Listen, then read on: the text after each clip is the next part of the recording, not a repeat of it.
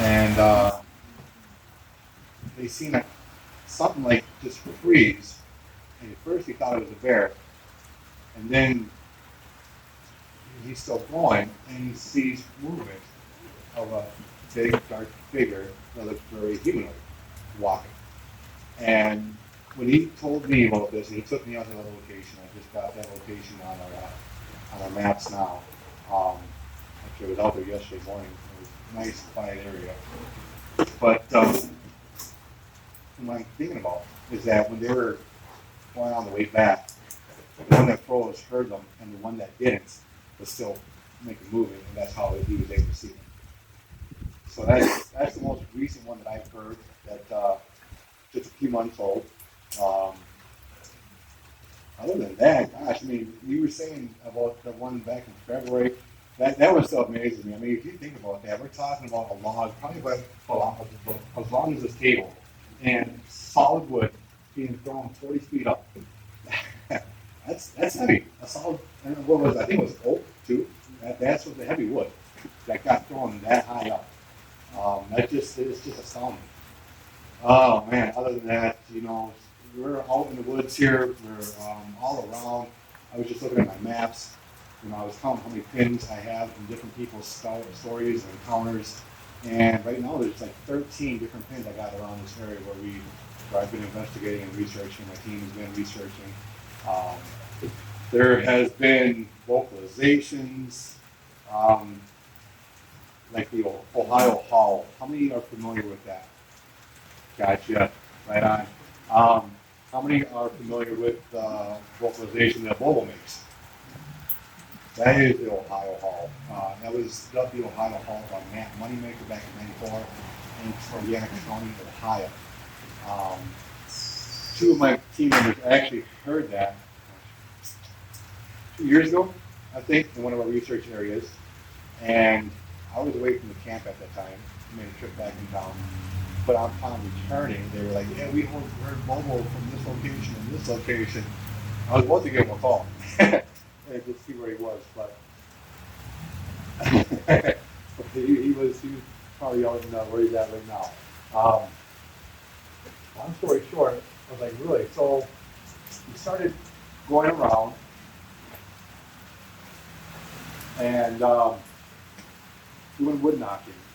And this is the squatch stick, one of those forms of communication that we believe that is used by Bigfoot because it's documented in other great apes of wood knocking for long distance communication. Okay. So this is primarily in Minnesota. This is our way of like reaching out and touching them, using like a phone call for them basically. Doing a couple knocks on a tree, waiting for a response. Sometimes we get one, sometimes we don't. But we don't know if we don't try and get out into the woods. It's not a luxurious lifestyle by any means. You do get ticks, you do get fleas, you do get chiggers when you're going through swamps, poison ivy, mosquitoes. But it's something I enjoy. You said there's nothing wrong with us. Are you sure about that? A lot of us like that. I do like it. I like bathing deep woods off and everything like that. And shower before I got out here. By a show of hands, how many people here have had encounters?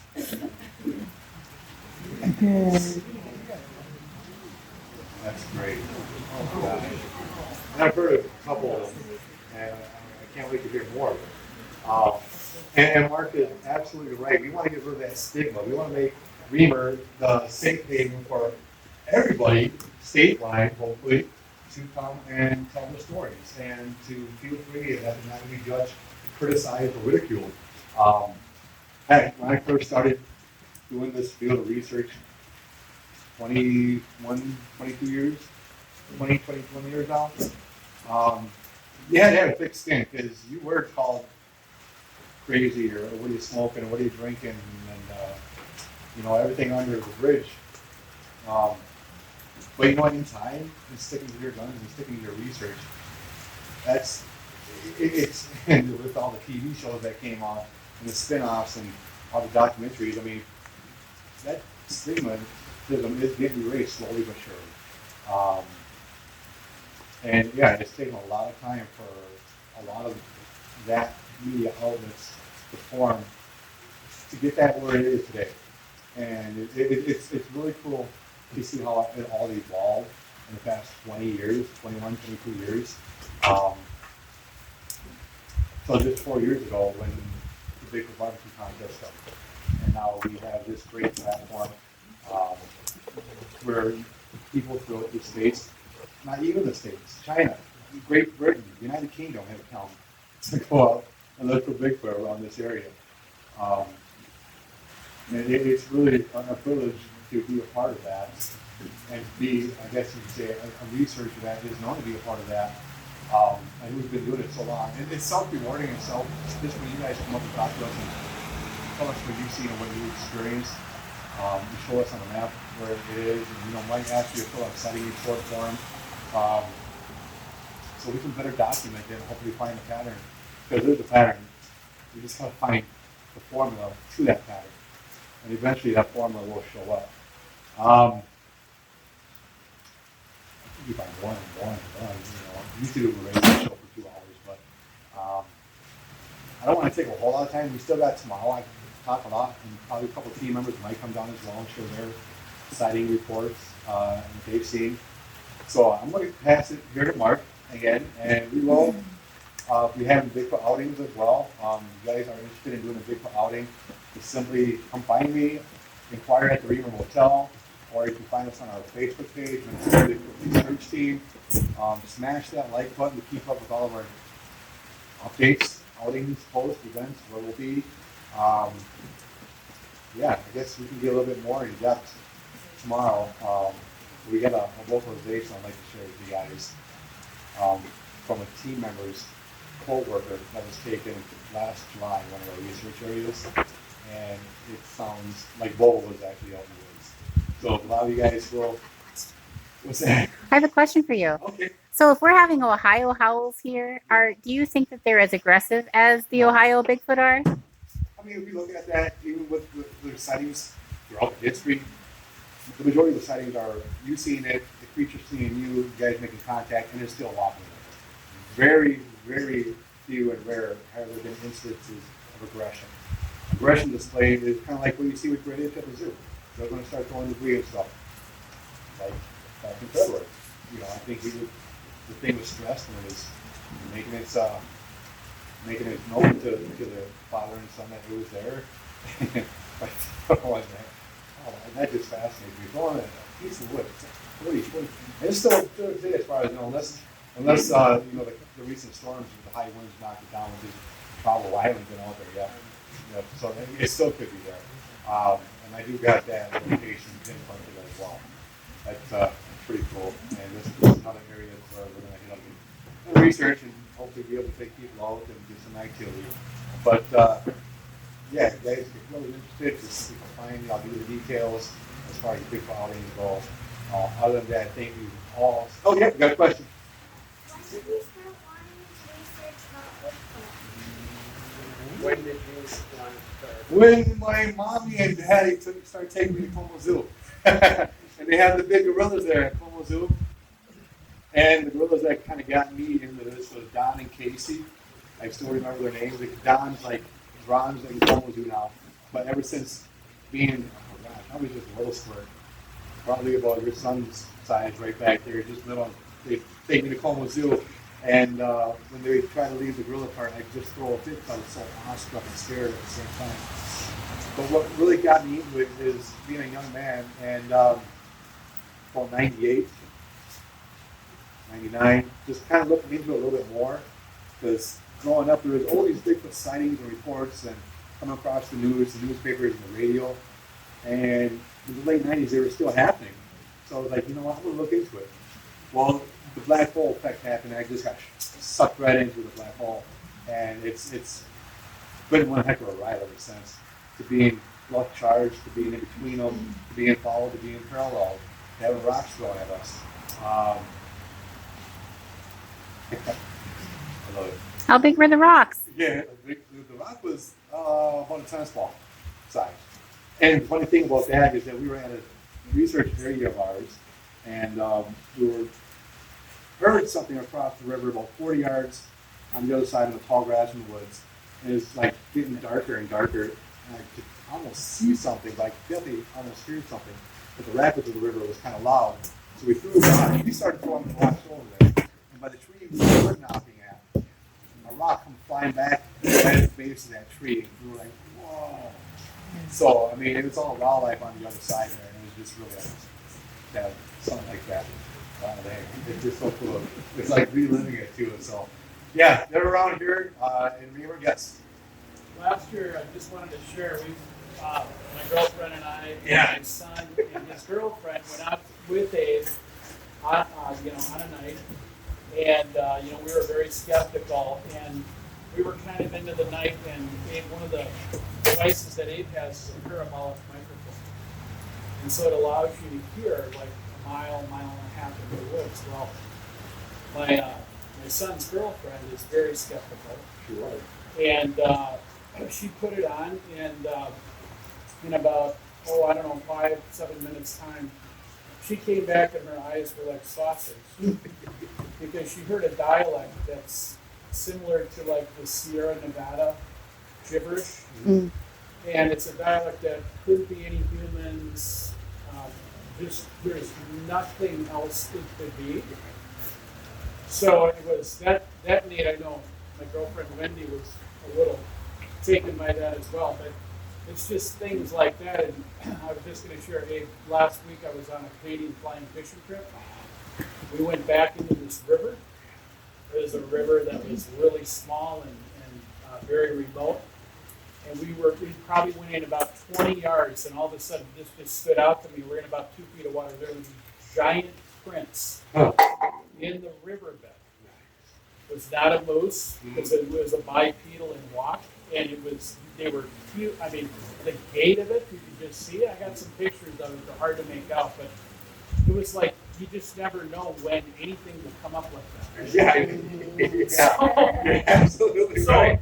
and being, I mean, we're in a flying. We're the only group in this 10,000 acre area, 100 miles north of Red Lake. And I mean, the prints had to be fresh because water's always running in the river. Sure. But I would just say, you never know when you're going to encounter something. And when we go on outings, we can't guarantee that you will have any Bigfoot activity in any way, shape, or form. If we could guarantee or promise, then call us a hoaxer.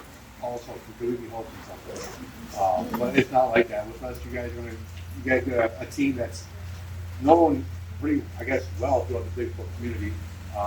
Now internationally as well, due to the Finding Bigfoot show and newspapers and stuff like that. And from England, that couple, that was fun for them. They had a great experience with us as well. But yeah, I mean, we're not going to pull any wool over your eyes. We actually do our best to try to solicit a response by using techniques that are known by grade A's for communication. And it works if they're around. If they're not, then they're not. So we can head to a different location. But 5:31. Any other questions? Yeah. Have you ever had any replies back with a scream? Yeah. Okay. So we were up on the Boys Fort Reservation last July, and we were in one of our research areas, and again, we were equipped with a parabolic microphone that was hooked up to the camera with a splitter device that would amplify the sound that we're recorded through the night vision camera, so hopefully we could amplify the sound that we're all hearing. We're out in the field for about 6 or 8 hours. Nothing happened. Like I said, it's not a luxurious lifestyle. And you spend hours and hours, days, weeks, sometimes without anything happening. But when that one thing does happen, it's like, oh yeah, it's feeding your fuel. You're feeding that flame for months, to be honest with you. And here we are, going on a year later. So, long story short, team member, you guys do Ohio Hall, Bigfoot. Coyotes are going off, and we hear something going off where the coyotes are at.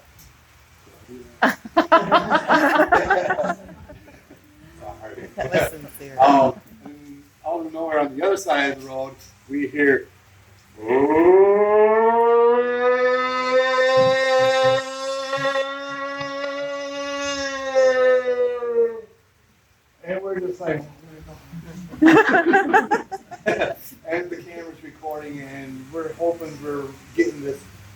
because everything is set up right. But the splitter, oh my gosh, there's always something. We call it the Bigfoot curse.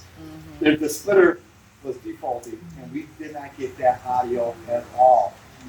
I know, right? Yeah. But yes, that was just last July 27th it was, of one of our research areas on the reservation. We had another question over here. Yeah, yeah. Is there a purpose for the walk over? Yeah, it was a probably aggressive display, letting the person know that it was there in the area, and it didn't want to be bothered, and that pretty much left alone. So get the heck out, I'm stronger. Look what I could do. Think what I could do to you. That's why I take it. He wins. Absolutely. Was there any other questions? Yeah. So you been block charged? Yeah. Okay. This happened on our very first expedition in 2001. Ooh. And 22 at the time, so I just really kind of dated myself. And which also should tell you how long I've been doing this and I've got a passion for it. I really do have a passion for this. And I get excited and when I'm doing radio shows, like, oh wow, I can tell you can feel that passion going through you. But absolutely, so there was three of us, me, an ex-team member, and a team member.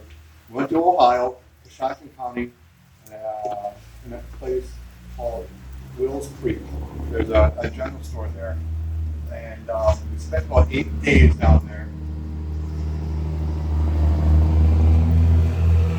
And we go to this general store, we tell them where we're from, what we're doing, our purpose. They said, well, why don't you go to Sasquatch Valley? We're like, right? So, yeah, they got a map out, and they pointed us, told us how to get there. So we go there. This was daylight. The conditions were a little bit better than this, and there was still some rain and whatnot.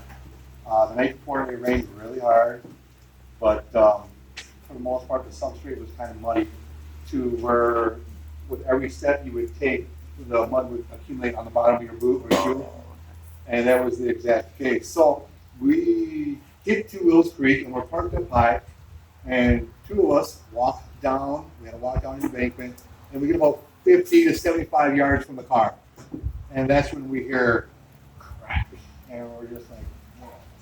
And it sounded like a tree branch or limb being broken off, or a tree itself being broke off, and it just stopped us dead in our tracks, and we're like, and the guy I was with, he was a little younger at the time. He just grabbed on me like, just like scared, and I'm looking down at him like, this is surreal. Because when he did that, we just started hearing the footprints, the 5 feet of heavy footprints coming walking right towards us, and we're just like, oh, and reliving it again. So we're hearing this, and we're like 17 and 22 at that time, and we thought we were ready. We thought we were so ready for this. We had everything packed up, plaster of Paris, which is, come to find out, really sucks, but it's better than nothing. Yeah, and we had a Polaroid camera around my neck, and this thing is coming and getting closer to us, and we start running back to the car. With the Polaroid camera on my neck, this guy, he's gone. There's no stopping him. But with that camera and me running back, I was thinking to myself, this could be a picture of a lifetime, right? Best picture ever with a Polaroid instant camera coming right out. You gotta shake it off. So, yeah, that didn't happen. I stopped and I focused, opened the camera, focused it on where these 5 feet of footprints are coming from. And as soon as I did that, the guy who stayed up back at the car, who had a higher point of view, says, Abe, what are you doing? The thing's right behind you. Get going. And I've known the guy since high school, and his eyes were huge. And still hearing this creature, the bipedal footprints coming closer, the sticks, the foliage, the underbrush getting stepped on and getting louder. I closed the camera. I pretty much caught up with the other guy. By the time we got to the car, my friend since high school had the car running and ready. So we pretty much, I think we did Dukes of Hazzard right through the window, and we got in there. I don't remember opening up the door. So we flew through the windows basically, and we're like, what was it? Where is it? What was it? What was it doing? You give him 20 questions, and he said, yeah, it was a Bigfoot. It was 7.5 feet tall, reddish brown in color, and it was pretty much like going from tree to tree, getting up on you guys. And we were like, oh wow, where'd it go? The woods were so so silent. No birds, nothing. It was just like the woods were just dead. Eerie silence, like creepy. And we're like looking around. And like, so we get freaked out. And so we get the heck out of there. But, you know, you learn from your mistakes and you learn in growing that if I would have gone back, like I mentioned, that substrate, the mud, with each step I took, running back to my pants, I had batteries in my pants. And I didn't have a belt on, so I was kind of running high filling, trying to keep my pants. It was such a comedic scene. But if I would have gone back, we would have definitely found some footprints. But you know what, you learn from your mistakes, and for doing this for as long as I have now, you know, like, sometimes you just gotta give them their space. You gotta respect their space as well. Give them their space, let them clear out before you go back, especially if they're throwing stuff, showing signs of aggression. Best lives another day in research instead of being confronted by one, possibly falling out with one limb. But yeah, that was our very first experience being love charged. I mean, on 2 different occasions here in Minnesota, we've had them walk towards us after that. And still the same, the heavy bipedal footprints, the wood knocking, you've heard the church, you've heard the whistles. A couple of team members have seen them. I have yet to see them. Doing this as long as I haven't seen them, but I've definitely heard them. And the heavy bipedal footprints, unmistaken. Oh my gosh, unmistaken. And just that in itself is hair raising, literally. It's nerving, very unnerving. Hope I answered the question. Sorry, I just get so into it. Do we have any other questions at all? All right. Hey guys, thank you so much. We're gonna have a tent in front of the Remer Motel tomorrow. Stop on by. I'm pretty sure Pops is gonna be down here. He was the other team member that was on the episode of Finding Bigfoot with me. We had such a great time doing that episode. Like I said, it opened up a lot of doors here, making new friends here. Great community. We love Remer, the true home of Bigfoot. So, you know, I'd like to encourage you guys while you're here, visit the local shops, get out into the woods, find a good spot to begin. If not, if you guys want to go on an outing, again, come look for me. We do Bigfoot outings. Again, we can't promise any activity, but we'll do our best to solicit a response. And just a follow-up, your son's girlfriend, she was, I'd say, so shocked on what she heard. She was getting teary-eyed when she was relaying. So that's something I'll always am doing. She okay? She's doing good. Good. Yeah. I get teary-eyed too sometimes. Well, This thing will get she's chased. very empirical based. She's very, if you remember her, she was very, pretty skeptical, right? Yeah. Oh yeah. Big time. Loved it. She was just completely blown out of the water. Right on. All right. Hey, thank you guys, everybody. God bless. Squatch on.